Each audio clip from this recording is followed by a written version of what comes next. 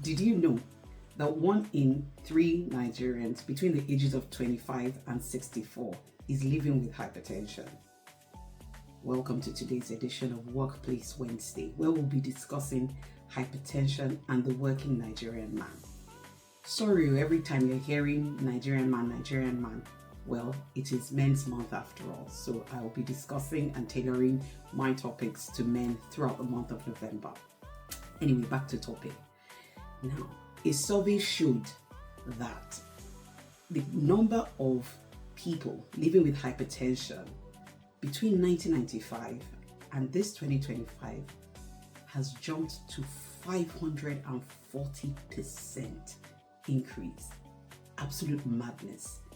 Hypertension is called the silent killer for a reason.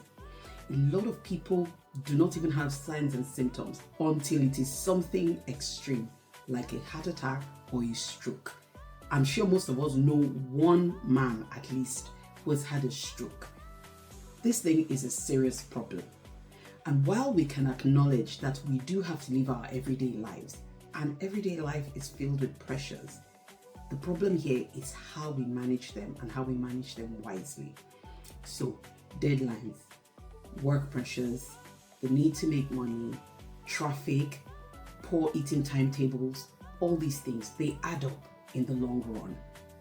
But you know what? I noticed in my work at least that most companies do annual screenings for their staff. So in your office, you probably have BP checks, you have blood work, something, even if it's minimal, that happens every year in your office, your annual screenings, or biannually, depending on what your office policy is. But you know the people who are most affected is those drivers, those informal workers. They are the ones who are most affected by this because nobody really checks them. Office workers, you have those screenings, you have your HMO. But do you really want a driver or a domestic staff who is hypertensive to be driving you? I remember when I used to do screenings in my office when we were still at Bagada. We used to have these screenings on Thursday mornings, which were environmental days, and would have random people come in and they could have their screenings for free, down to ECGs and whatever. I remember people would walk in with blood pressure, systolic pressure as high as 230. Bear in mind that it should be about 120, 100 to 120, and people are walking in with 230. That's a literal ticking time bomb. So, what do we do? How do we manage these issues? Stress management, shorter working hours. Have a formal timetable for your drivers. Your drivers cannot be driving you to infinity. Wake up in the morning, they're at work by 6, they don't close every time. Mutiu, Wasiu, come. And they're going. One day on the steering, they will just drop without you checking them. So if at all you're going to have them with informal working hours, bear in mind that they need rest as well, the same way you need rest. They are not machines.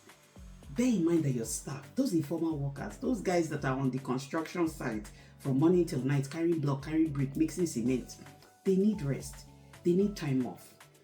Check up on them.